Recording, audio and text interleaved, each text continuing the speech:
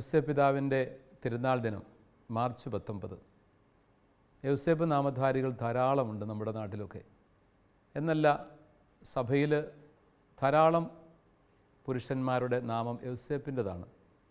യൗസേപ്പ് നാമധാരികൾക്കെല്ലാം അഭിമാനമായ ഈ വലിയ മനുഷ്യനെ, ഈശോ മിശിഹായുടെ വളർത്തുപിതാവിനെ പലപ്പോഴും ആരും അത്ര കണ്ട് അടുത്ത് അറിയുന്നില്ല. സുവിശേഷത്താളുകളിൽ അധികമൊന്നും രേഖപ്പെടുത്താതെ പോയ ഈ നാമം രേഖപ്പെടുത്തപ്പെട്ട ഇടങ്ങളിലൊക്കെ തീക്ഷ്ണമായ സ്വഭാവത്തോടെ പ്രകാശിതമാകുന്നത് കാണാൻ പറ്റും.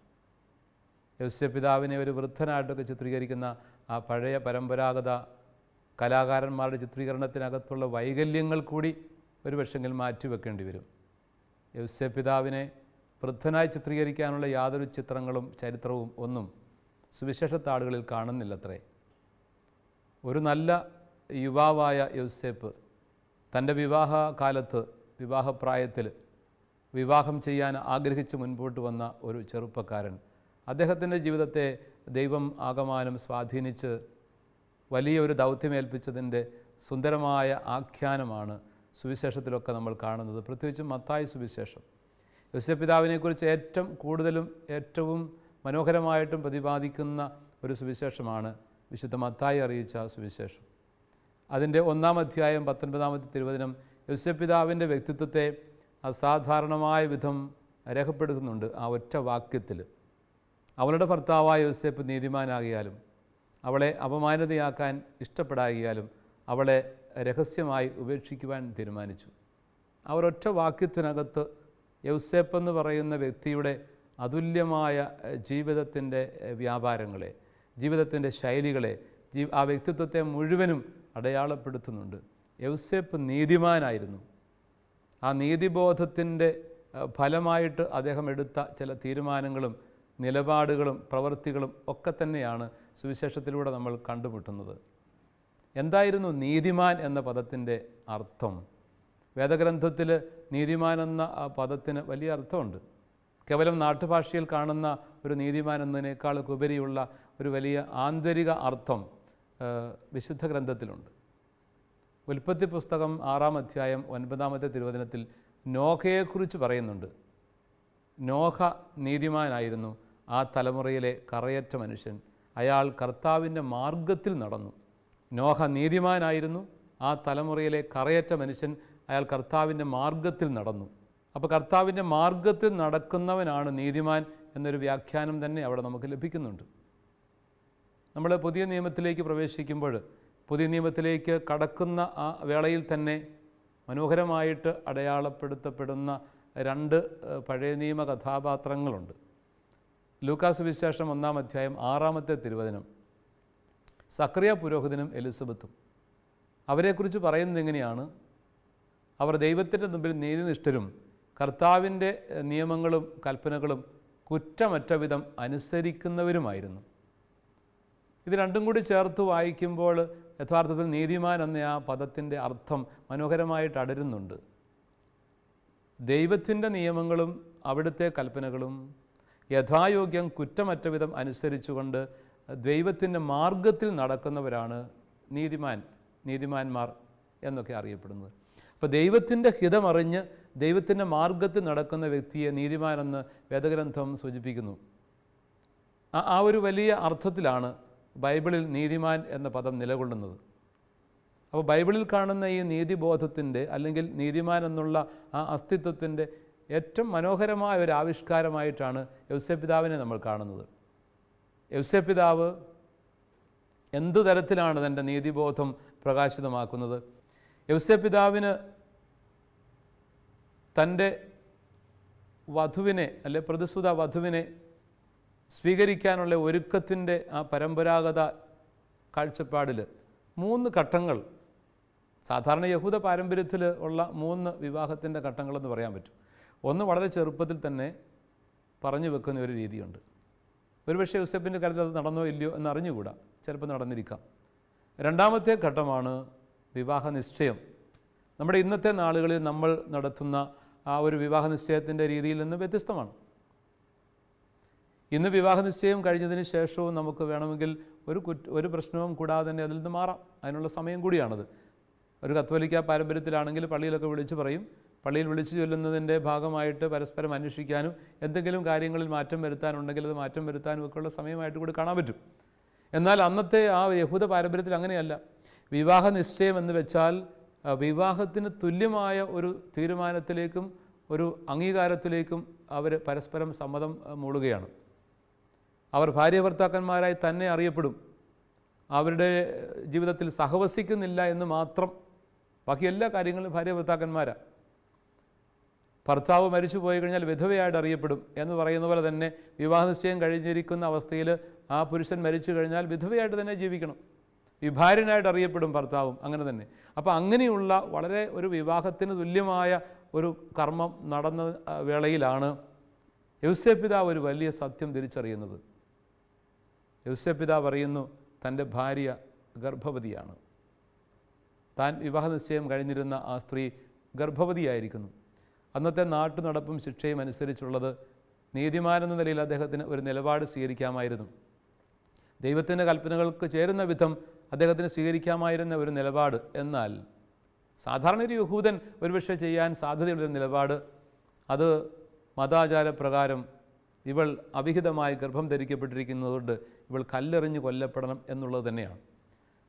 അപ്പോൾ തീർച്ചയായിട്ടും അങ്ങനെ ഒരു നിലപാട് സ്വീകരിച്ചുകൊണ്ട് അവളെ കല്ലെറിഞ്ഞ് കൊല്ലാനായിട്ട് വിട്ടുകൊണ്ട് നീതിബോധം സ്ഥാപിച്ചെടുക്കാൻ പറ്റുമായിരുന്നു. ഈ പ്രത്യേക പശ്ചാത്തലത്തിലാണ് യൗസേപ്പ് ആകപ്പാടെ അസ്വസ്ഥനാകുന്നത്. യൗസേപ്പിന് എന്ത് തീരുമാനം എടുക്കണം എന്നറിയത്തില്ലാത്തൊരു വല്ലാത്ത അവസ്ഥയുണ്ട്. പക്ഷേ അദ്ദേഹം പുതിയ നിയമത്തിൻ്റെ ധാർമ്മികതയിലേക്ക് അപ്പോൾ തന്നെ വളർന്നു കഴിഞ്ഞിരുന്നു. ഈശോയുടെ വളർത്തുപിതാവായിട്ട് വിളിക്കപ്പെട്ട ആ ധന്യാത്മാവ് ഉറച്ച ഒരു തീരുമാനത്തിലേക്ക് എത്തുകയാണ്. ആ തീരുമാനത്തിന് വലിയ വില കൊടുത്തുകൊണ്ട് അദ്ദേഹം അങ്ങനെ ഒരു നിലപാട് സ്വീകരിക്കുന്നത്. അതാണ് നമ്മൾ ആദ്യം ശ്രവിച്ച ആ വചനഭാഗം. അവളെ രഹസ്യമായി ഉപേക്ഷിക്കാൻ തീരുമാനിച്ചു. അവളെ അപമാനിതയാക്കാൻ ഇഷ്ടപ്പെടാത്തത് കൊണ്ട് രഹസ്യമായി ഉപേക്ഷിക്കാൻ തീരുമാനിച്ചു. അതെത്രയോ ഉന്നതമായ ഒരു ധാർമ്മിക ചിന്തയാണ്. യഹൂദ മനസ്സിന് അന്യമായ, യഹൂദ ആചാരങ്ങൾക്ക് നിരക്കാത്ത, അതിനേക്കാളൊക്കെ ഉന്നതമായ ഒരു നിലപാടിലേക്കും ചിന്തയിലേക്കും തീരുമാനത്തിലേക്കും യൗസേപ്പ് എന്ന നീതിമാൻ എത്തിച്ചേരുകയാണ്. അങ്ങനെ വല്ലാതെ ഒരു പ്രത്യേക തീരുമാനം കൊണ്ട് അത് യൗസേപ്പിൻ്റെ മാനസിക സംഘർഷം അവിടെയുണ്ട്. വലിയൊരു ദൗത്യത്തിന് വേണ്ടിയിട്ട് ഒരുങ്ങുന്ന ഒരു മനുഷ്യനെ ദൈവം അങ്ങനെ ആ ഒരു സഹനത്തിലൂടെ ഒരുക്കുകയാണെന്ന് കൂടി പറയേണ്ടി വരും. എപ്പോഴും വലിയൊരു ദൗത്യം സ്വീകരിക്കാനായിട്ട് ഒരുങ്ങുന്ന വ്യക്തികളെയൊക്കെ വേദഗ്രന്ഥത്തിൻ്റെ താളുകളിൽ ചില സഹന വഴികളിലൂടെ, വിശ്വാസ സമർപ്പണങ്ങളിലൂടെ കർത്താവ് ഒരുക്കുന്നതായിട്ട് നമ്മൾ കാണുന്നുണ്ട്. എന്ന് പറഞ്ഞ പോലെ ഒരു ഒരുക്കം കർത്താവ് കൊടുക്കുകയാണ് യൗസേപ്പിന് ഒരു വലിയ സഹനത്തിൻ്റെ, മാനസിക സംഘർഷത്തിൻ്റെ അനുഭവത്തിലൂടെ. യൗസേപ്പ് പിതാവ് അങ്ങനെ ഒരു തീരുമാനം എടുക്കുന്ന വേളയിലാണ് ദൈവത്തിൻ്റെ അരുളപ്പാട് ലഭിക്കുന്നതെന്ന് ഓർക്കുക. ആ തീരുമാനം എടുത്തതിൻ്റെ പിന്നിലുള്ള ഒരു വലിയ ത്യാഗവും കൂടി നമ്മൾ തിരിച്ചറിയേണ്ടതുണ്ട്. യൗസേപ്പ് പിതാവ് അങ്ങനെ തീരുമാനിച്ചാൽ യൗസേപ്പ് തന്നെ വാസ്തവത്തിൽ ഒരു കുറ്റം ഏറ്റെടുത്തവനെ പോലെ നടന്നകലുകയാവും. അല്ലെങ്കിൽ ഒരു ധീരനെ പോലെ അവളെ കല്ലെറിഞ്ഞ് കൊല്ലാനായിട്ട് വിധി പ്രസ്താവിക്കുമ്പോൾ യൗസേപ്പിന് തല ഉയർത്തി നിൽക്കാൻ പറ്റും. ഇവിടെ ഇതാ യൗസേപ്പ് ഒരു ഭീരുവിനെ പോലെ ഏതാണ്ട് ഒളിച്ചോടിപ്പോകുന്നൊരു സാഹചര്യത്തിലേക്ക് വേണേൽ കടക്കാം. അത് ഒരുപക്ഷെങ്കിൽ ആളുകൾ അദ്ദേഹത്തെ കുറ്റപ്പെടുത്താം. എന്തിനാ നീ ഒരു ഭീരുവിനെ പോലെ ഇങ്ങനെ തീരുമാനിച്ചത്? നീയാണോ ഇതിന് ഉത്തരവാദി എന്നൊക്കെ ചോദിച്ചുകൊണ്ട് വിവാഹത്തിന് മുമ്പ് തന്നെ ഈ ബന്ധത്തിലേക്ക് എന്തിനു വന്നു? അല്ലെങ്കിൽ അവിഹിതമായ ബന്ധമാണെങ്കിൽ എന്തുകൊണ്ട് അവൾ നിയമത്തിന് മുമ്പിൽ കൊണ്ടുവരപ്പെട്ടില്ല? എന്തുകൊണ്ട് കല്ലെറിയപ്പെട്ടില്ല? എന്തുകൊണ്ട് ഈ ഭീരുത്വം എന്നൊക്കെ ചോദിച്ചുകൊണ്ട് യൗസേപ്പിനെ തള്ളിപ്പറയാനും മാറ്റാനും ഒരുപക്ഷേ യൗസേപ്പിനെ ആ സമൂഹത്തിൽ നിന്നും തിരസ്കരിക്കാൻ പോലുമുള്ള വലിയൊരു സാധ്യത തുറന്നിട്ടുകൊണ്ട് എല്ലാത്തിൻ്റെയും ഉത്തരവാദിത്വം ഞാൻ ഏറ്റെടുത്തുകൊള്ളാം, എൻ്റെ വധുവായിട്ട് നിയുക്തിയായ വ്യക്തി ഒരിക്കലും അപമാനിതയാകാൻ ഞാൻ അനുവദിക്കില്ല എന്നുള്ളതായിരുന്നു. തീർച്ചയായിട്ടും അവൾ അവിഹിതമായിട്ട് തന്നെ ഗർഭവതിയായി തന്നെ ചതിച്ചു എന്ന് യൗസേപ്പിന് സ്വാഭാവികമായിട്ട് തോന്നാം. മറ്റൊരു അറിയിപ്പ് യൗസേപ്പിന് കിട്ടിയില്ല. നമുക്ക് തോന്നാം, ഈ മാലാഹയ്ക്ക് എന്തുകൊണ്ട് യൗസേപ്പിന് കൂടി ഒരു അറിയിപ്പ് കൊടുത്തുകൂടാ?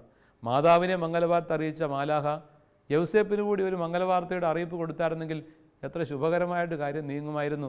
നമ്മുടെ മാനുഷിക ചിന്തയാണ്. പക്ഷേ ദൈവം അങ്ങനെയല്ല ആഗ്രഹിക്കുന്നത്. തമ്പുരാൻ അങ്ങനെ ഒരു യൗസേപ്പ് എന്ന് പറയുന്ന മനുഷ്യൻ്റെ നീതിബോധത്തെ കൂടുതൽ വളർത്തിയെടുക്കാൻ, ആ മനുഷ്യന് ലോകത്തിന് മുമ്പിൽ ഒരു അടയാളമായി സ്ഥാപിക്കാൻ ആഗ്രഹിച്ചു.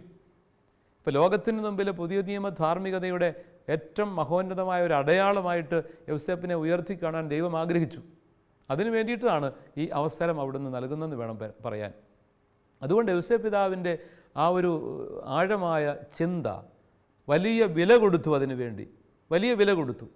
തൻ്റെ ജീവിത പങ്കാളിക്ക് വേണ്ടിയിട്ട് എന്തു ത്യാഗം സഹിക്കാനും തയ്യാറാണെന്നുള്ള ചിന്ത. ഈ ആധുനിക കാലത്തിൽ ഈ ചിന്തകൾക്ക് എന്തൊരു പ്രസക്തിയുണ്ട്. കുടുംബത്തിൽ ജീവിത പങ്കാളി ഒരു തരത്തിലും അപമാനിക്കപ്പെട്ടുകൂടാ, ഒരു വാക്കുകൊണ്ട് പോലും മുറിവേറ്റുകൂടാ എന്ന നിർബന്ധമുള്ള ഭർത്താവോ ഭാര്യയോ എത്രയോ അനുഗ്രഹീതരാണ്. പക്ഷേ ഇന്ന് കാലം മാറിയിരിക്കുന്നു. എത്രയോ വലിയ വ്യത്യസ്തമായിട്ട് കാലം മാറിയെന്ന് മാത്രമല്ല, ഏത് കാലത്തും അങ്ങനെ ആ വചനത്തോട് പ്രതിബദ്ധതയില്ലാത്ത, നീതിബോധമില്ലാത്ത അരക്ഷിതാവസ്ഥകൾ കാണുന്നുണ്ട് നമ്മൾ.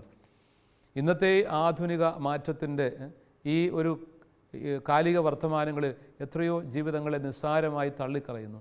എത്രയോ കുടുംബങ്ങൾ പരസ്പരം മുറിവേൽപ്പിച്ചുകൊണ്ട് കഴിയുന്നു. ഭാര്യയെ മുറിവേൽപ്പിക്കുന്ന ക്രൂരമായ വാക്കുകൾ ഭർത്താവിനെ പഴിക്കുന്ന ഭാര്യയുടെ അവസ്ഥ, അങ്ങനെ പരസ്പരം മുറിവേൽപ്പിച്ചും കുറ്റപ്പെടുത്തിയും വിചാരണ ചെയ്തും കൊണ്ട് നീങ്ങുന്ന ഹതഭാഗ്യാവസ്ഥകളൊക്കെ ധാരാളമുണ്ട്. ആദിപാപത്തിൻ്റെ തുടർക്കഥകൾ ഇന്നും ആവർത്തിക്കപ്പെടുന്നു എന്നാണ് അതിൻ്റെ അർത്ഥം.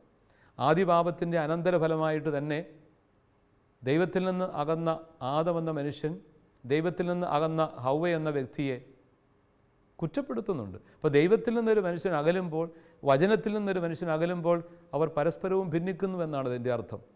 ആദത്തിൻ്റെ അടുത്ത് എന്ന് ദൈവം ചോദിക്കുന്നു, ആദം നീ എവിടെ? ഞാൻ കഴിക്കരുത് എന്ന് പറഞ്ഞ വൃക്ഷത്തിൻ്റെ പഴം നീ കഴിച്ചു, എനിക്ക് തെറ്റുപറ്റിപ്പോയി എന്ന് പറഞ്ഞുകൊണ്ട് മാപ്പിരക്കേണ്ട ആദം അന്ന് വരെ എൻ്റെ അസ്ഥിയുടെ അസ്ഥിയും മാംസത്തിൻ്റെ മാംസവും എന്ന് പറഞ്ഞുകൊണ്ട് നെഞ്ചോട് ചേർത്ത് വെച്ച തൻ്റെ പ്രിയതമയെ ചൂണ്ടി ആ നെഞ്ചിന് നേരെ വിരൽ ചൂണ്ടിക്കൊണ്ട് പറയും, ഇവളാണ് എനിക്ക് ആ പഴം പറിച്ചു തന്നത്, ഇവളാണ് കുറ്റക്കാരി എന്ന് പറയും. അപ്പോൾ അവൾക്ക് നേരെ വിരൽ ചൂണ്ടുന്ന ആദത്തിൻ്റെ ആ ആദ്യത്തെ ദൈവ നിഷേധത്തിൻ്റെ പുറം ഇന്നും ആവർത്തിക്കപ്പെടുന്നു നമ്മുടെ കുടുംബങ്ങളിൽ, നമ്മുടെ സമൂഹത്തിൽ, നമ്മുടെ ചുറ്റുവട്ടങ്ങളിൽ ഒക്കെ എന്നുള്ളതാണ് ഏറ്റവും സങ്കടകരമായ ഒരു അവസ്ഥ. അതുകൊണ്ട് കുടുംബങ്ങളെ വിശുദ്ധീകരിക്കുവാൻ യൗസേപ്പിതാവിൻ്റെ സാന്നിധ്യം, യൗസേപ്പിതാവിൻ്റെ ജീവിതം വലിയ ഒരു അടയാളമായി മാറുന്നു. യൗസേപ്പ് എന്ന വ്യക്തി ഇന്ന് കുടുംബങ്ങളോട് സംസാരിക്കുകയാണ്.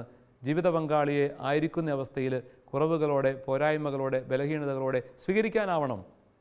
മക്കളെ അവരായിരിക്കുന്ന അവസ്ഥയിൽ കരുതാനും വളർത്താനും കഴിയണം. പരസ്പരം കുടുംബത്തിൻ്റെ ആ സ്നേഹബന്ധങ്ങളിൽ ആരും മുറിവേൽക്കാതെ ജീവിക്കണം എന്നർത്ഥം. കുടുംബം എന്നത് അതിൽ തന്നെ ഒതുങ്ങുന്നില്ല, ചുറ്റുവട്ടങ്ങളിലേക്ക് വ്യാപിക്കുന്നു. സമൂഹത്തിൻ്റെ മുമ്പിലേക്ക് ഒരിക്കലും ഒരു വ്യക്തിയും കൊണ്ടുവരപ്പെടാൻ പാടില്ല, ബലി കഴിക്കപ്പെടാൻ പാടില്ല. സമൂഹത്തിന് മുമ്പിൽ ഒരിക്കലും തേജവധം ചെയ്യപ്പെടാനായിട്ട് പാടില്ല ആരും. അത് യൗസേപ്പിതാവിൻ്റെ ചിന്തയാണ്. തൻ്റെ പ്രിയതമ, തൻ്റെ വധു പൊതുസമൂഹത്തിൽ ഇതാ വലിച്ചൊഴിക്കപ്പെടാൻ പാടില്ല. ഒരു വ്യക്തിയും തൻ്റെ മുമ്പിൽ പൊതുസമൂഹത്തിൽ വിചാരണ ചെയ്യപ്പെടാനായിട്ട് പാടില്ല. ഇന്നത്തെ നമ്മുടെ വാർത്താമാധ്യമങ്ങൾ, ഇന്നത്തെ പ്രൈം ടൈം ചർച്ചകൾ പലതും എന്തുമാത്രം മനുഷ്യർ വിചാരണ ചെയ്യപ്പെടുന്നു, അകാരണമായി വിചാരണ ചെയ്യപ്പെടുന്നു. അല്പം പോലും ആരെയും പരിഗണിക്കാതെ, സത്യസന്ധമായ വസ്തുതകൾ അന്വേഷിക്കാതെ തന്നെ വെറും വാർത്താ പ്രാധാന്യത്തിന് വേണ്ടിയിട്ട്, അല്ലെങ്കിൽ ഏതെങ്കിലും തരത്തിലുള്ള റേറ്റിംഗ് വർദ്ധിപ്പിക്കാൻ വേണ്ടി, സാമ്പത്തികമായ ലാഭം ഉണ്ടാക്കാൻ വേണ്ടി അങ്ങനെയൊക്കെ കിടമത്സരം നടത്തുന്ന ഒരു അധപ്പതിച്ച അവസ്ഥ പോലും ഇന്ന് പലപ്പോഴും ചാനലുകളിൽ കണ്ടുവരുന്നത് വലിയൊരു ദുരവസ്ഥയാണ്. അത് വാസ്തവത്തിൽ ദൈവത്തിൻ്റെ ഹിതത്തിനെതിരായുള്ള നിലപാടുകളല്ലേ? വിശ്വാസമുള്ളവരും ദൈവവിശ്വാസികളൊക്കെ തന്നെയും അത്തരം വഴികളിലേക്ക് മാറുന്നെങ്കിൽ അവിടെയൊക്കെ വലിയൊരു ആത്മപരിശോധനയ്ക്ക് ഇടമുണ്ട്. മനുഷ്യന് വില കൊടുക്കാത്ത, മനുഷ്യനെ മാറ്റി നിർത്തുന്ന ഒരു വല്ലാത്ത ഒരു ദുർഭഗാവസ്ഥ, അതിനെയൊക്കെ യൗസേപ്പിതാവ് മാറി നിന്ന് ചോദ്യം ചെയ്യുകയാണ്. യൗസേപ്പിതാവിൻ്റെ തിരുനാൾ ആഘോഷിക്കുമ്പോൾ യൗസേപ്പ് എന്ന മനുഷ്യൻ്റെ വ്യക്തിത്വത്തിൻ്റെ അർത്ഥതലങ്ങളിലേക്ക് ആഴത്തിൽ നമ്മൾ ഇറങ്ങിച്ചെല്ലണം. ആരെയും ഞാൻ എൻ്റെ നാക്കുകൊണ്ട്, എൻ്റെ നോട്ടം കൊണ്ട്, എൻ്റെ പെരുമാറ്റം കൊണ്ട്, എൻ്റെ ജീവിതം കൊണ്ട് മുറിപ്പെടുത്തില്ലെന്നുള്ളൊരു ചിന്തയുണ്ടെങ്കിൽ, അങ്ങനെ ഒരു തീരുമാനമെടുത്തു കഴിഞ്ഞാൽ യൗസേപ്പിതാവിൻ്റെ തിരുനാൾ നമുക്ക് അർത്ഥപൂർണ്ണമായി ആഘോഷിക്കാൻ പറ്റും. യൗസേപ്പിതാവിൻ്റെ ജീവിതത്തിൻ്റെ ശൈലിയും സ്വഭാവവും ജീവിതത്തിലേക്ക് ആവാഹിച്ചെടുക്കാനായിട്ട് നമുക്ക് കഴിയണം എന്നുള്ളത് വളരെ പ്രസക്തമാണ്. അതുകൊണ്ട് ഒരു ആത്മപരിശോധന നമുക്ക് നടത്താൻ കഴിയട്ടെ. എൻ്റെ വാക്കുമൂലം ആരൊക്കെ മുറിവേറ്റിട്ടുണ്ട്? എൻ്റെ വാക്കുമൂലം ഇന്നും ഉണങ്ങാത്ത വടുക്കളുമായിട്ട്, ചലം വമിക്കുന്ന വടുക്കളുമായിട്ട്, മുറിവുകളുമായിട്ട് ആളുകൾ എൻ്റെ ചുറ്റും നടന്നു നീങ്ങുന്നുണ്ടോ? ഞാൻ അറിഞ്ഞും അറിയാതെയും ഏതെങ്കിലും തരത്തിൽ ഞാൻ ആരെയെങ്കിലും പരിക്കേൽപ്പിച്ചിട്ടുണ്ടോ എന്നുള്ള ആ ചോദ്യം വളരെ പ്രസക്തമാണ്. അത് കുടുംബത്തിലും സമൂഹത്തിലും ജോലിയിടങ്ങളിലും നമ്മൾ നടക്കുന്ന വഴികളിലൊക്കെ ഇതിനൊരു അർത്ഥമുണ്ട്. ഇനി യൗസേപ്പിതാവിൻ്റെ ജീവിതത്തിലേക്ക് കടന്നു വരൂ. യൗസേപ്പിതാവിന് ദൈവദൂതൻ ഈ വലിയൊരു സന്തോഷ വർത്തമാനം അറിയിക്കുമ്പോൾ യൗസേപ്പ് ഉറക്കത്തിൽ നിന്നും ഉണർന്ന് മാതാവിനെ പരിശുദ്ധ കന്യകാമറിയത്തെ വലിയ സന്തോഷത്തോടെ തൻ്റെ വധുവായി സ്വീകരിക്കുകയാണ്, തൻ്റെ ഭാര്യയായി സ്വീകരിക്കുകയാണ്. അങ്ങനെ സ്വീകരിക്കുന്ന യൗസേപ്പ് വീണ്ടും വലിയൊരു സമർപ്പണത്തിൻ്റെ വഴിയിലാണ് നടന്നു നീങ്ങുന്നത്. എല്ലാ അർത്ഥത്തിലും യോഗ്യതയുള്ള ചെറുപ്പക്കാരനായ ആ മനുഷ്യന്, ആരോഗ്യമുള്ള ആ ചെറുപ്പക്കാരൻ തൻ്റെ ജീവിതാവസാനം വരെ യഥാർത്ഥ ബ്രഹ്മചാരിയായി തൻ്റെ പ്രിയപ്പെട്ട ഭാര്യയോടുകൂടെ ജീവിക്കുക എന്നുള്ള വലിയൊരു സമർപ്പണം. അതുകൊണ്ട് യൗസേപ്പ് പിതാവ് സന്യസ്തരുടെയും ബ്രഹ്മചാരികളുടെയും കൂടി മധ്യസ്ഥനാണ്. തൻ്റെ ജീവിത പങ്കാളിയോടൊപ്പം തന്നെ മിശിഹായുടെ സാന്നിധ്യത്തിൽ ത്യാഗപൂർവം യഥാർത്ഥ നിത്യബ്രഹ്മചര്യം വരിച്ചുകൊണ്ട് ജീവിക്കുന്ന ഒരു മനുഷ്യൻ്റെ ജീവിത സമർപ്പണത്തിൻ്റെ മഹത്വം ദൈവം കൊടുത്ത കൃപയാണ്. പക്ഷേ അതേസമയം അദ്ദേഹത്തിൻ്റെ ജീവിത സമർപ്പണം അവിടെയുണ്ട്. അതുകൊണ്ട് സന്യസ്തർക്കും പുരോഹിതർക്കുമൊക്കെ യൗസേപ്പ് പിതാവ് വലിയൊരു മാതൃകയാകുന്നു. കുടുംബജീവിതത്തിന് എങ്ങനെ മാതൃകയാകുന്നുവോ അതുപോലെ തന്നെ അർത്ഥവത്തായ ഒരു ജീവിതത്തിൻ്റെ, യഥാർത്ഥ സമർപ്പണത്തിൻ്റെ ഒരു ജീവിതം, കർത്താവിനോട് കൂടെ ആയിരിക്കുന്ന ഒരു സന്യാസിനി, സമർപ്പിതൻ, യഥാർത്ഥത്തിൽ വിരക്തനായിരുന്നു കൊണ്ട് ഒരു വ്യക്തിയെ തൻ്റെ കൂടെ ആയിരിക്കുന്ന, തന്നോടൊപ്പം ആയിരിക്കുന്ന ഒരു വ്യക്തിയെ എങ്ങനെ കാണുന്നു, എങ്ങനെ കരുതുന്നു എന്നുള്ളതാണ് പ്രധാനപ്പെട്ടത്. മറ്റുള്ളവരോടുള്ള, ഇതര വിഭാഗത്തിൽപ്പെട്ടവരോടുള്ള നമ്മുടെ പെരുമാറ്റം, പുരുഷന്മാരാണെങ്കിൽ സ്ത്രീകളോടുള്ള പെരുമാറ്റം, സ്ത്രീകൾ പുരുഷന്മാരോടുള്ള പെരുമാറ്റം, അവരെയൊക്കെ വേണ്ട വിധം കർത്താവിൻ്റെ കണ്ണിലൂടെ നോക്കിക്കാണാൻ പറ്റുക. എൻ്റെ ജീവിതത്തിനുള്ള ഒരു സുഖഭോഗ വസ്തുവായി കാണുന്ന ഈ ഉപഭോഗ സംസ്കാരത്തിൻ്റെ തിമിർപ്പിൽ അടർന്നു പോകുന്ന ജീവിതത്തിൻ്റെ ധാർമ്മിക പാഠങ്ങളെക്കുറിച്ചുകൂടി നമ്മൾ ബോധപൂർവം ചിന്തിക്കേണ്ടിയിരിക്കുന്നു. അതുകൊണ്ട് ജീവിതത്തിൽ ആയിരിക്കുന്ന അവസ്ഥയിൽ ഒരു സ്ത്രീയെ സ്ത്രീയായി കണ്ട അവളുടെ മഹത്വത്തോടു കൂടി തിരിച്ചറിയാൻ, പുരുഷനെ പുരുഷനായി കണ്ട മഹത്വത്തോടു കൂടി തിരിച്ചറിയാനായിട്ട് കഴിയുന്നതും ഒരു വലിയ നിലപാടാണ്. യൗസേപ്പ് പിതാവ് തരുന്ന ധാർമ്മികതയുടെ മനോഹരമായൊരു നിലപാട്, അതും കൂടി സ്വീകരിക്കാൻ നമുക്ക് സാധിക്കണം. അതെല്ലാം കർത്താവിൻ്റെ സാന്നിധ്യമാണ് യൗസേപ്പ് പിതാവിനെ ശക്തിപ്പെടുത്തുന്നത്. അപ്പം നമ്മുടെ കുടുംബങ്ങളിൽ, നമ്മുടെ സന്യാസ പൗരോഹിത്യ ജീവിതങ്ങളിൽ കർത്താവിൻ്റെ ജീവിക്കുന്ന സാന്നിധ്യം നമുക്ക് ശക്തി പകർന്നുകൊണ്ട് എപ്പോഴും ഉണ്ടാവണം എന്നാണ് യൗസേപ്പ് പിതാവ് നൽകുന്ന മറ്റൊരു പ്രധാനപ്പെട്ട ചിന്ത. അതോടൊപ്പം തന്നെ യൗസേപ്പ് പിതാവ് സ്വപ്നങ്ങളുടെ മനുഷ്യനായിരുന്നു. എന്ത് സ്വപ്നങ്ങളാണ്? ദൈവത്തിൻ്റെ സ്വപ്നങ്ങൾ ജീവിതത്തിൽ സ്വന്തമാക്കിയ ഒരു മനുഷ്യൻ. ദൈവത്തിൻ്റെ സ്വപ്നങ്ങളല്ലാതെ യൗസേപ്പ് പിതാവിന് വേറെ സ്വപ്നങ്ങളില്ല. എന്നെക്കുറിച്ചും നിന്നെക്കുറിച്ചും ദൈവത്തിന് സ്വപ്നങ്ങളുണ്ട്. കാരണം ദൈവഛായയിൽ സൃഷ്ടിക്കപ്പെട്ട നമുക്ക് ദൈവത്തിൻ്റെ സ്വപ്നങ്ങൾക്കനുസരിച്ച് വളരാനുള്ള വിളിയാണ് ലഭിച്ചിരിക്കുന്നത്. ദൈവസ്വപ്നങ്ങളോട് എൻ്റെ സ്വപ്നങ്ങളെ ചേർത്ത് വെക്കുകയാണ് ഏറ്റവും അനുഗ്രഹീതമായ ജീവിതത്തിൽ എത്തിച്ചേരാനുള്ള വഴി. അതുകൊണ്ട് യൗസേപ്പ് പിതാവിൻ്റെ സ്വപ്നങ്ങൾ പലപ്പോഴും ചോദ്യം ചെയ്യപ്പെടാൻ സാധ്യതയുള്ളതുപോലത്തെ മാനസികാവസ്ഥയിലാണ് അദ്ദേഹത്തെ എത്തിക്കുന്നത്. യൗസേപ്പിനോട് പറയുന്നു, നീ മറിയത്തെയും കൂട്ടിക്കൊണ്ട് നീ പോവുക, പിറക്കാനൊരിടമില്ല, ഇത്രയും വലിയ ദൈവപുത്രന് പിറക്കാൻ ഈ ഭൂമിയിൽ ഇടമില്ല. എന്തൊരു അശക്തനാണ് ഈ ദൈവം, സ്വാഭാവികമായിട്ടും യൗസേപ്പ് പിതാവിന് ചോദിക്കാം. ഇത്രയും ബലഹീനനായ ഒരു ദൈവമാണോ എൻ്റെ ദൈവം എന്നൊക്കെ യൗസേപ്പ് പിതാവിന് മാറുമെന്ന് ചോദിക്കുക. ഇതെന്നാ കളിയാ തമ്പുരാനെ, ഇങ്ങനെ വലിയ കാര്യങ്ങളൊക്കെ പറഞ്ഞിട്ട് അവസാനം ജനിക്കാൻ പോലും ഒരു ഇടമില്ലാത്ത വിധം നീ ഇങ്ങനെയൊക്കെ ചെയ്യുന്നത് എന്നാ എന്ന് യൗസേപ്പ് പിതാവിന് ചോദിക്കാം. ചോദിച്ചില്ല. യൗസേപ്പ് പിതാവിന് ദൈവസ്വപ്നങ്ങളല്ലാതെ മറ്റൊന്നുമില്ല. യൗസേപ്പ് പിതാവ് ദൈവത്തിൻ്റെ വഴികളിലൂടെ യാത്ര ചെയ്തു പോവുകയാണ്. കഷ്ടപ്പാടുകൾ നിറഞ്ഞ ആ വഴിയിലൂടെ ചെന്ന് പിറക്കാനൊരിടം പോലും, ഒരു വീട് പോലും ഇല്ലാത്തൊരവസ്ഥയിൽ അത് അവിടെ കാലിത്തൊഴുത്തിൽ തൻ്റെ പ്രിയപ്പെട്ട മകൻ എന്ന് തന്നെ പറയാമല്ലോ, വളർത്തപ്പനല്ലേ, ആ മകന് ജന്മം കൊടുക്കാൻ ഈ അമ്മയെ ഒരുക്കുന്നു. അമ്മയ്ക്ക് കാവലാളായി കാത്തു നിൽക്കുന്നു നീതിമാനായ ആ വലിയ മനുഷ്യൻ. എന്തോ ഒരു വലിയ ജീവിത സമർപ്പണമാണ്. ദൈവത്തെ ചോദ്യം ചെയ്യാത്ത, ദൈവിക പദ്ധതികളെ ചോദ്യം ചെയ്യാത്ത ഒരു മനുഷ്യ മനസ്സിൻ്റെ മഹത്വം. ദൈവത്തിൻ്റെ പദ്ധതികൾ എപ്പോഴും നന്മയ്ക്ക് മാത്രമാണെന്ന് ചിന്തിക്കുന്ന ഒരു വലിയ മനുഷ്യൻ്റെ ഹൃദയവും ജീവിതവും. അതുകൊണ്ടല്ലേ തിരുവചനം പറയുന്നത്, റോമാലേഖനം 8:28 ദൈവത്തെ സ്നേഹിക്കുന്നവർക്ക് അവിടുത്തെ പദ്ധതി അനുസരിച്ച് വിളിക്കപ്പെട്ടവർക്ക് എല്ലാം നന്മയ്ക്കായിട്ട് പരിണമിപ്പിക്കുന്നു. അതൊരു സത്യമാണ്.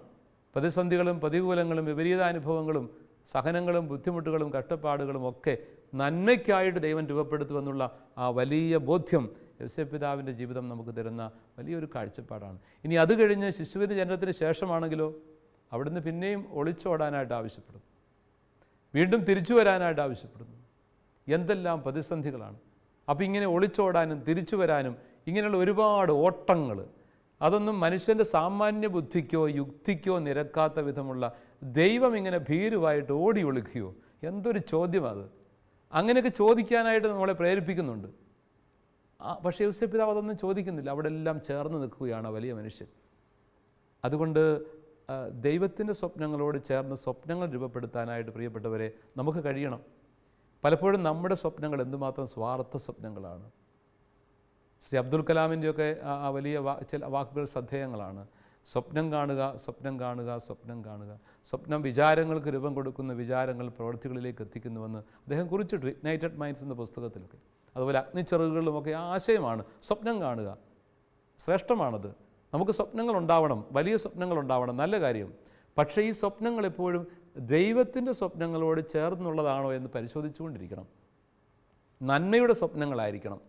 എൻ്റെ സ്വാർത്ഥ സ്വപ്നങ്ങൾ പലപ്പോഴും നമ്മുടെയൊക്കെ കുടുംബങ്ങളിൽ ഇന്ന് മാതാപിതാക്കൾ മക്കൾ കാണുന്ന സ്വപ്നങ്ങൾ എത്ര ഇടുങ്ങിയ സ്വപ്നങ്ങളാണ്. ഞാനും എൻ്റെ കൊച്ചു വീടും, ഞാനും എൻ്റെ സ്വന്തവും, ഇനി ഞാൻ മാത്രം. അത്ര കണ്ട് ഇടുങ്ങിപ്പോകും നമ്മുടെ സ്വപ്നങ്ങളൊക്കെ. എൻ്റെ അപ്പനും അമ്മയും പോലും വേണ്ട എന്ന് പോലും ചിന്തിക്കുന്ന തരത്തിലുള്ള സ്വപ്നങ്ങൾ. എൻ്റെ മക്കൾ എനിക്ക് പ്രസക്തങ്ങളല്ല എന്ന് ചിന്തിക്കുന്ന സ്വപ്നങ്ങൾ. സ്വന്തം ഉദരത്തിൽ വഹിച്ച് ജന്മം കൊടുത്ത കുഞ്ഞുങ്ങളെപ്പോലും കാമുകന് വേണ്ടിയിട്ട് നശിപ്പിച്ച് കളയുന്ന, കൊല്ലുന്ന സ്വപ്നങ്ങൾ. അത്രയും വലിയ സ്വപ്നങ്ങൾ. എങ്ങനെ വലുതോ? സ്വാർത്ഥത്തിൻ്റെ വലിപ്പം. അതാണ് ആ വലിപ്പം. അത് വലിപ്പമല്ല, വലിയ തകർച്ചയുടെ സ്വപ്നം. അതുകൊണ്ട് എൻ്റെ സുഖത്തിന് വേണ്ടി, എൻ്റെ ഇഷ്ടങ്ങൾക്ക് വേണ്ടി, എൻ്റെ സ്വാർത്ഥ മോഹങ്ങൾക്ക് വേണ്ടി, എൻ്റെ ജഡതാല്പര്യങ്ങൾക്ക് വേണ്ടി മറ്റുള്ളതിനെയെല്ലാം തച്ചുടയ്ക്കും. സ്വന്തം രക്തത്തിൽ പിറന്ന കുഞ്ഞിനെ പോലും, അല്ലെങ്കിൽ സ്വന്തം ഭാര്യയെപ്പോലും മറ്റൊരു കാമുകിക്ക് വേണ്ടി, മറ്റൊരു ഭർത്താവിന് വേണ്ടി അത്ര കണ്ട് ഇടുങ്ങിപ്പോകുന്നു നമ്മുടെ സുഖത്തിന് വേണ്ടിയുള്ള, ആസ്വാദനത്തിന് വേണ്ടിയുള്ള അരുതാത്ത സ്വപ്നങ്ങൾ, അശുദ്ധ സ്വപ്നങ്ങൾ. അപ്പോൾ അവിടെയൊക്കെയാണ് യോസേപ്പ് പിതാവ് വീണ്ടും നമ്മളെ വെല്ലുവിളിക്കുന്നത്. എല്ലാം മറന്നുകൊണ്ട്, വിശുദ്ധ സ്വപ്നങ്ങൾ കണ്ടുകൊണ്ട് ലോകത്തിൻ്റെ രക്ഷകന് വഴിയൊരുക്കുന്ന വളർത്തുപിതാവായിട്ട് മാറുന്ന ആ വലിയ മനുഷ്യന്, ഈശോ മിശിഹായെ പരിപാലിച്ച് വളർത്താനുള്ള ഭാഗ്യം കിട്ടിയ ആ മഹാമനസ്സിൻ്റെ മുമ്പിൽ പ്രണമിക്കുകയല്ലാതെ തരമില്ല. നമ്മുടെയൊക്കെ സ്വാർത്ഥ ജീവിതത്തിലേക്ക് നമുക്ക് കടന്നു വരാം. എത്ര കണ്ട് സ്വാർത്ഥമാണ് നമ്മളൊക്കെ. പലപ്പോഴും എന്തെങ്കിലുമൊക്കെ ആയിത്തീരാൻ ആഗ്രഹിക്കുന്നത് പോലും പണത്തിന് വേണ്ടി, അധികാരത്തിന് വേണ്ടി, ഇഷ്ടങ്ങൾക്ക് വേണ്ടി, വ്യക്തി താല്പര്യങ്ങൾക്ക് വേണ്ടി ഒക്കെ ആയിട്ട് അധപതിക്കുന്നുണ്ട്. ഒരു വിദ്യാലയത്തിലേക്ക് പോകുന്ന കുട്ടി പഠിച്ചു വളർന്ന നീ വലുതാകണം, ഒത്തിരി സമ്പാദിക്കണം എന്ന് മാത്രം പറഞ്ഞു കൊടുക്കുന്ന മാതാപിതാക്കൾക്ക് പിഴവുണ്ട്. നീ പഠിച്ചു വലുതായി എന്തായി തീരണം എന്ന് കൃത്യമായിട്ട് പറഞ്ഞു കൊടുക്കുമ്പോൾ ഓർത്തിരിക്കേണ്ടത് സമൂഹത്തിന് നന്മ ചെയ്തുകൊണ്ട് അവരനെ കരുതാനും സ്നേഹിക്കാനും ഒക്കെ ഉള്ള ആ വിശാലമായൊരു ഹൃദയത്തോടു കൂടി വളരാൻ പറ്റണം എന്നുകൂടി പറയാൻ നമ്മൾ മറക്കരുത്. അതുകൊണ്ട് നമ്മുടെ കുഞ്ഞുങ്ങളെക്കുറിച്ച് പോലും നമുക്കുള്ള സ്വപ്നങ്ങൾ സ്വാർത്ഥപരമാകുന്നു എന്ന് മാത്രമല്ല, പലപ്പോഴും എൻ്റെ ഇഷ്ടങ്ങളും എൻ്റെ താല്പര്യങ്ങളും അവരുടെ തലയിൽ അടിച്ചേൽപ്പിക്കാൻ ശ്രമിക്കുന്നു.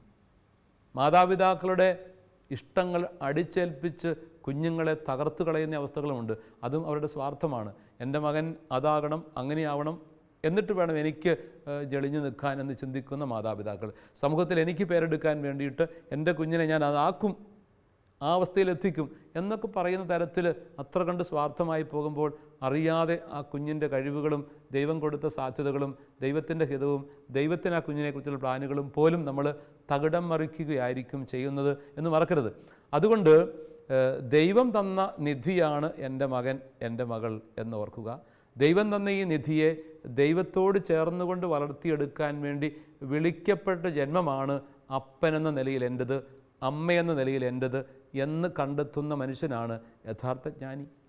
ആ ഒരു തെളിച്ചം, ആ ഒരു ബോധ്യം മാതാപിതാക്കൾക്കുണ്ടാകണം എന്ന് യോസേപ്പ് പിതാവ് നമ്മോട് പറയും. അതുകൊണ്ട് യോസേപ്പ് പിതാവിൻ്റെ ജീവിതം നൽകുന്ന വലിയ ഒരു പാഠം, ശ്രേഷ്ഠമായ പുതിയ നിയമത്തിൻ്റെ ഉന്നതമായ ധാർമ്മികതയുടെ മനോഹരമായ ഒരു മുഖമാണത്. ആ മുഖം തിരിച്ചറിയാനായിട്ട് നമുക്ക് സാധിക്കട്ടെ. നല്ല മരണത്തിൻ്റെ മധ്യസ്ഥൻ കൂടിയാണല്ലോ യോസേപ്പ് പിതാവ്. നല്ല മരണം എന്ന് വച്ചാൽ പരിശുദ്ധ കന്യകയുടെ കരങ്ങളിൽ കിടന്ന് ഉണ്ണീശോയോട് ചേർന്ന് നിന്നുകൊണ്ട്, ഉണ്ണീശോയല്ല ഒരുപക്ഷെ യുവാവായി ഈശോയോട് ചേർന്ന് നിന്നുകൊണ്ട്, ഉണ്ണിയായിരുന്ന ഈശോ വളർന്ന് യുവാവായി കഴിഞ്ഞ ഒരു കൗമാരത്തിലൊക്കെ ആയിരിക്കണം ഒരുപക്ഷെ യോസേപ്പ് കടന്നു പോകുന്ന നിത്യതയിലേക്ക്, ദൈവപിതാവിൻ്റെ പക്കലേക്ക്. കൃത്യമായിട്ട് യോസേപ്പിൻ്റെ മരണത്തെക്കുറിച്ചൊന്നും നമുക്ക് അറിഞ്ഞുകൂടാ. അങ്ങനെ യോസേപ്പ് പിതാവിനെ ആ പരസ്യജീവിതത്തിൽ എങ്ങും നമ്മൾ കണ്ടുമുട്ടാത്തത് കൊണ്ട് അതിനു മുമ്പ് അദ്ദേഹം തൻ്റെ ദൗത്യം നിർവഹിച്ചുകൊണ്ട് സ്വർഗപിതാവിൻ്റെ പക്കലേക്ക് കടന്നു പോയിട്ടുണ്ടെന്ന് നമുക്ക് വിചാരിക്കാം. അപ്പോൾ എത്ര വലിയൊരു അനുഗ്രഹത്തിൻ്റെ സാന്നിധ്യമായിട്ടാണ് ആ പിതാവ് അവിടെ ജീവിച്ചതും കടന്നു പോകുന്നതും എന്ന് ഓർക്കാം. നമ്മുടെയൊക്കെ കുടുംബങ്ങളിൽ ഈശോയുടെ സാന്നിധ്യം, പരിശുദ്ധ അമ്മയുടെ സഹവാസം, മാധ്യസ്ഥം, യൗസേപ്പ് പിതാവിൻ്റെ അനുഗ്രഹം ഒക്കെ നിറയുമ്പോൾ നമ്മൾ തിരുക്കുടുംബമായി മാറുന്നു എന്നുള്ളതാണ് സത്യം. ഒരു കാര്യം കൂടി പറഞ്ഞുകൊണ്ട് അവസാനിപ്പിക്കുന്നു. യൗസേപ്പ് പിതാവ് നല്ല തൊഴിലാളി മധ്യസ്ഥൻ കൂടിയാണ്. ആ കുടുംബത്തിന് വേണ്ടിയിട്ട് അധ്വാനിക്കുന്ന യൗസേപ്പ്, കർത്താവാകുന്ന യഥാർത്ഥ ദൈവപുത്രൻ തൻ്റെ കുടുംബത്തിൽ വളരുമ്പോൾ അധ്വാനിക്കേണ്ട വല്ല കാര്യമുണ്ടോ? രണ്ട് അത്ഭുതം പ്രവർത്തിച്ചാൽ പോരെ? സ്വാഭാവികമായിട്ട് ചിന്തിക്കാം. ഈശോ മിശിഹ എത്ര പേരെ അത്ഭുതം പ്രവർത്തിച്ച് സൗഖ്യപ്പെടുത്തിയത്, അനുഗ്രഹങ്ങൾ നൽകിയത്. യൗസേപ്പ് പിതാവിന് അതിന് സാക്ഷിയാകാൻ പറ്റിയില്ലെങ്കിൽ പോലും യൗസേപ്പ് പിതാവിന് അറിയാമല്ലോ ഇത് ദൈവപുത്രനാണെന്ന്. ദൈവപുത്രനോട് പറയത്തില്ലേ, ഇന്ന് ഞാൻ ജോലി ചെയ്യുന്നില്ല, രണ്ട് അത്ഭുതം പ്രവർത്തിക്കണം, നമുക്കിന്ന് വീട്ടിൽ ആഹാരം ഉണ്ടാവണം, അത്രേ ഉള്ളൂ. യൗസേപ്പ് പറഞ്ഞില്ല, അത്ഭുതങ്ങൾക്ക് വേണ്ടി കാത്തു നിന്നില്ല, കഠിനാധ്വാനം ചെയ്തു. തൻ്റെ പുത്രനോട് ചേർന്ന് നിന്നുകൊണ്ട് ആ മകനെ വളർത്താൻ വേണ്ടിയിട്ട് കഠിനാധ്വാനം ചെയ്തുകൊണ്ട് നെറ്റിയിലെ വിയർപ്പ് കൊണ്ട് അപ്പം ഭക്ഷിച്ച ഒരു നല്ല മരപ്പണിക്കാരൻ, ലളിതമായ ഒരു ജീവിതത്തിലൂടെ നിസ്സാരമായ ജോലികളിൽ ആനന്ദം കണ്ടെത്തിക്കൊണ്ട് ദൈവപുത്രനെ പരിപാലിച്ച് വളർത്തിയ ഒരു മഹാമനുഷ്യൻ. ആ മനുഷ്യൻ്റെ ജീവിതത്തിന് മുമ്പിൽ നമുക്ക് പ്രണമിക്കാം. ആ ജീവിതത്തെ നമ്മുടെ ജീവിതത്തിലേക്ക് ധ്യാനിച്ചെടുക്കാം. നമ്മുടെ ജീവിതത്തെ അടിമുടി പരിശോധിച്ച് പുത്തൻ തീരുമാനങ്ങളെടുക്കാം. യൗസേപ്പ് പിതാവിൻ്റെ തിരുനാളിൻ്റെ മംഗളങ്ങൾ സ്നേഹത്തോടെ ഏവർക്കും ആശംസിക്കുന്നു. പ്രത്യേകിച്ചും യൗസേപ്പ് നാമധാരികൾക്ക്. ദൈവം നമ്മളെ എല്ലാവരെയും ധാരാളമായി അനുഗ്രഹിക്കട്ടെ.